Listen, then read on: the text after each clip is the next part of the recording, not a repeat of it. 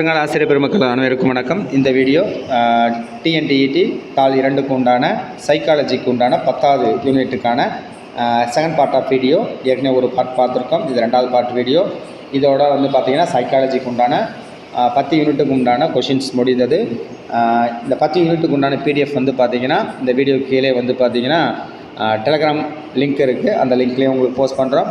So தேவைப்படுறவங்க நீங்கள் download பண்ணிக்கலாம். வாங்க டைரெக்டாக நம்ம கொஷின் பார்ப்போம். உங்களுக்கு இன்னும் ஷார்ட் டைம் தான், ஒரு 5 நாள் தான் கிளாஸஸ், அதாவது டைம் இருக்குது. அதை விட பார்த்திங்கன்னா அதுக்கப்புறம் உங்களுக்கு எக்ஸாம் வந்துடும். ஸோ நல்லா ப்ரிப்பேர் பண்ணுங்கள். வாங்க நம்ம கொஷின்ஸ் பார்ப்போம்.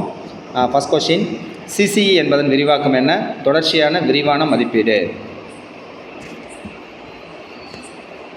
அடுத்து, சிசிஇயின் முக்கிய நோக்கம் என்ன? மாணவர்களின் அனைத்து சுற்று வளர்ச்சியை மதிப்பிடுதல்.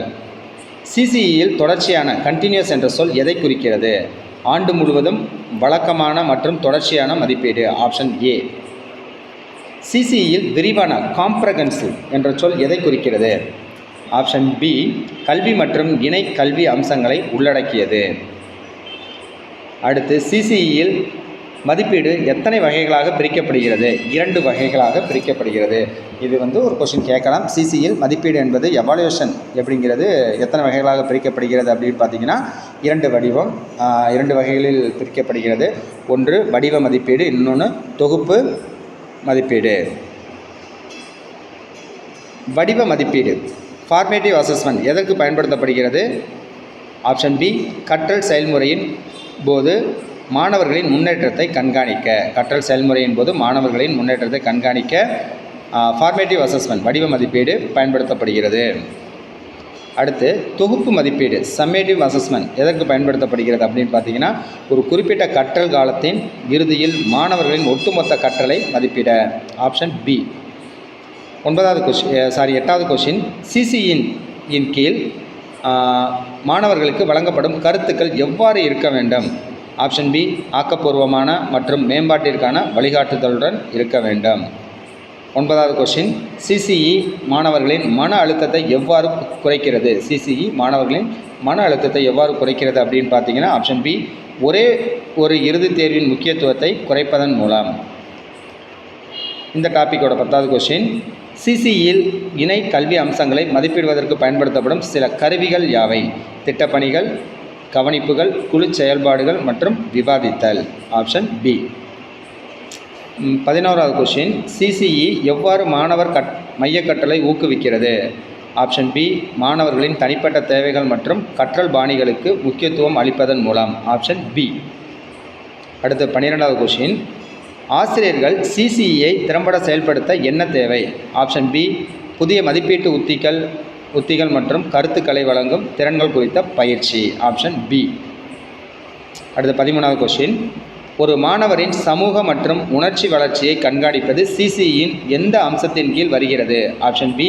இணை கல்வி அம்சங்கள். அடுத்து, சிசிஇயில் ரூப்ரிக்ஸ் எதற்கு பயன்படுத்தப்படுகிறது? தெளிவான மதிப்பீட்டு அளவுகோல்களை வழங்க. ரூப்ரிக்ஸ் அப்படிங்கிறது உங்களுக்கு என்னென்னா தெளிவான மதிப்பீட்டு அளவுகோல்களை வழங்க. அடுத்து 14வது கொஷின், சிசிஇயின் நீண்டகால நன்மை என்ன? Option B.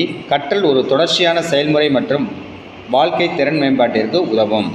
கற்றலானது ஒரு தொடர்ச்சியான செயல்முறை மற்றும் வாழ்க்கை திறன் மேம்பாட்டிற்கு உதவும். அடுத்தது, தேசிய பாடத்திட்ட கட்டமைப்பு NCF. அதுக்கப்புறம் பார்த்தீங்கன்னா கல்வி உரிமை சட்டம் 2009 RTI 2009, பின்னணியில் கற்பித்தல் மற்றும் கற்றலை புரிந்து கொள்தல், இது சம்பந்தமான வினாக்கள். NCF 2005 என்பதன் விரிவாக்கம் என்ன? தேசிய பாடத்திட்ட கட்டமைப்பு 2005, நேஷனல் கரிக்குலம் ஃபார்மேஷன். இதுதான் பார்த்திங்கன்னா உங்களுக்கு தேசிய பாடத்திட்ட கட்டமைப்பு 2005. அந்த NCF 2005 முக்கிய நோக்கம் என்ன? Option B. சுமையில்லாத கற்றல் என்ற கருத்தை வலியுறுத்துவதன் மூலம் கற்றலின் தரத்தை மேம்படுத்த. Learning without Burton. NCF 2005 எந்த கற்றல் முறையை வலியுறுத்துகிறது? மாணவர் மைய கற்றல்.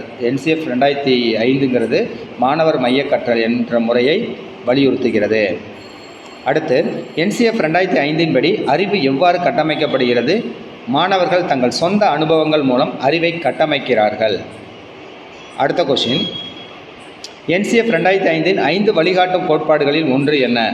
ஆப்ஷன் ஏ அறிவை பள்ளிக்கு வெளியே உள்ள வாழ்க்கையுடன் இணைக்க வேண்டும்.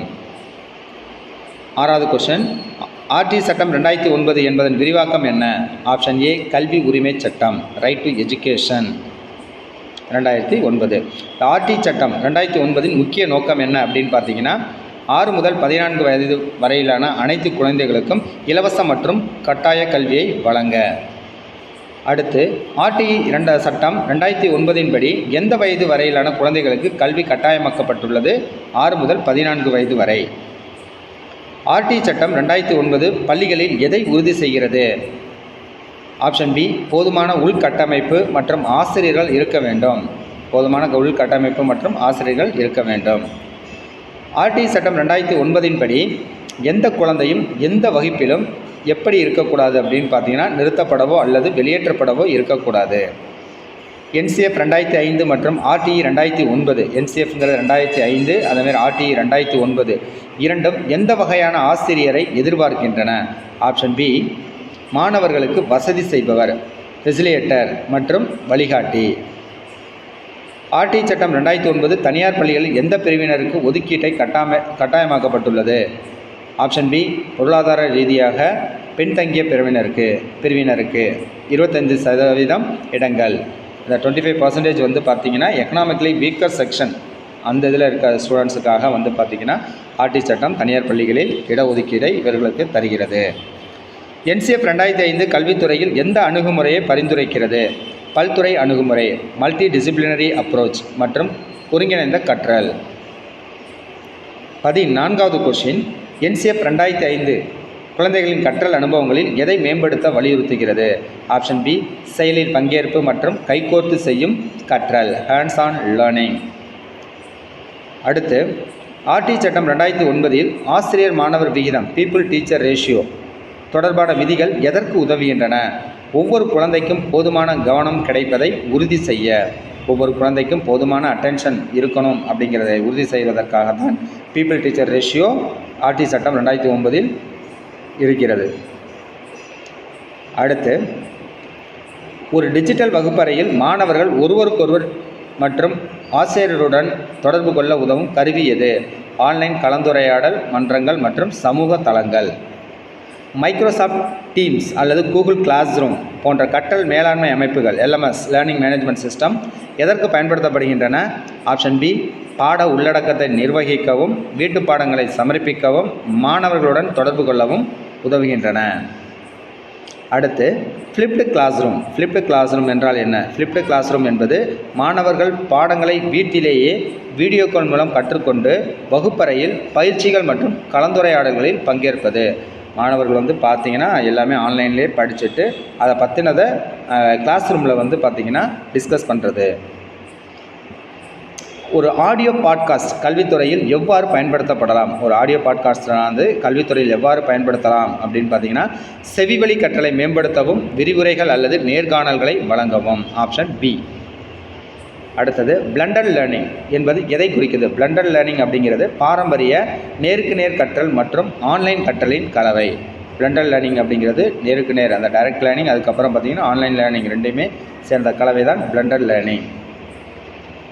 அடுத்து மாணவர்களின் ஈடுபாட்டை அதிகரிக்கவும் கருத்துக்களை பெறவும் உதவும் ஒரு ஊடாடும் ஆன்லைன் வினாடி வினா கருவி எது? கஹூட் அல்லது குவிஸ்லெட். கஹூட் அல்லது குவிஸ்லெட் அப்படிங்கிறது தான் வந்து பார்த்திங்கன்னா ஆன்லைன் வினாடி வினா கருவி. டிஜிட்டல் கதை சொல்லல், டிஜிட்டல் ஸ்டோரி டெல்லிங் எதற்கு பயன்படுத்தப்படலாம்? ஆப்ஷன் பி மாணவர்கள் தங்கள் கருத்துக்களை வெளிப்படுத்தவும் படைப்பாற்றலை வளர்க்கவும். Option B. அடுத்து இணையதள பாதுகாப்பு, சைபர் செக்யூரிட்டி கல்வித்துறையில் ஏன் முக்கியம்? மாணவர்களின் தரவு மற்றும் தனியுரிமையை பாதுகாக்க. அடுத்து கணினி அடிப்படையிலான சோதனை எதற்கான ஒரு எடுத்துக்காட்டு? ஆன்லைனில் கணினி மூலம் நடத்தப்படும் தேர்வு. Option B.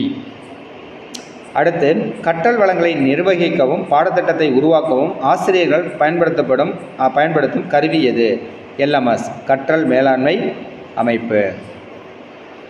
தரவு ப்ரொஜெக்டர் டேட்டா ப்ரொஜெக்டர் வகுப்பறையில் எவ்வாறு பயன்படுத்தப்படுகிறது?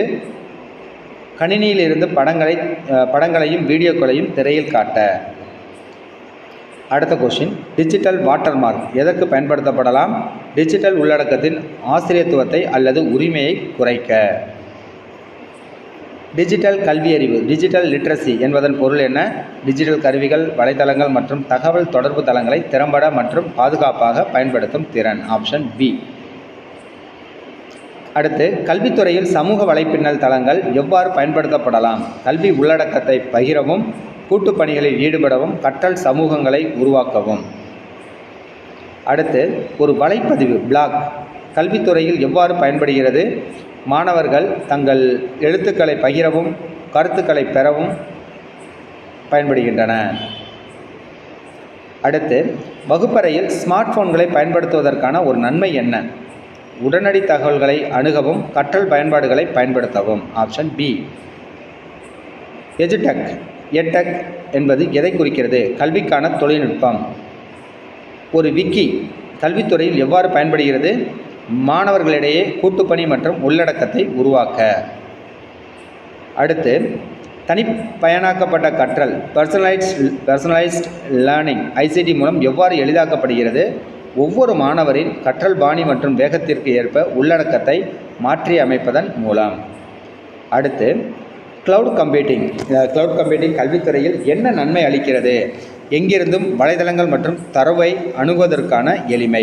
எங்கே இருந்தாலும் பார்த்திங்கன்னா நம்ம படிப்பதற்கு உண்டான வளங்கள் அல்லது தரவை அணுகுவதற்கான எளிமையை கிளவுட் கம்ப்யூட்டிங் கல்வித்துறையில் நமக்கு அளிக்கிறது. இதோட பார்த்திங்கன்னா இந்த சைக்காலஜி பேப்பர் 2க்கு உண்டான டிஎன்டிஇடி பேப்பர் 2க்கு உண்டான சைக்காலஜி கொஷின்ஸ் எல்லாமே முடிந்தது. இதற்கு உண்டான பிடிஎஃப் ஃபைல்கள் எல்லாமே உங்களுக்கு டெலகிராம் லிங்க்கில் இருக்குது. ஸோ நீங்கள் டவுன்லோட் பண்ணிக்கலாம். டெலகிராம் லிங்க் பார்த்திங்கன்னா உங்களுக்கு இந்த வீடியோ கீழே டெஸ்கிரிப்ஷனில் இருக்குது. ஸோ நீங்கள் கொஞ்சம் லாஸ்ட் இன்னும் ஒரு 5 days தான் இருக்கிறனால எக்ஸாம் நல்லா ப்ரிப்பேர் பண்ணுங்கள். All the best. உங்களோட ஃபீட்பேக், சஜஷன் எதுவாக இருந்தாலும் கமெண்ட்ஸை சொல்லலாம். தேங்க்யூ ஃபார் வாட்சிங்.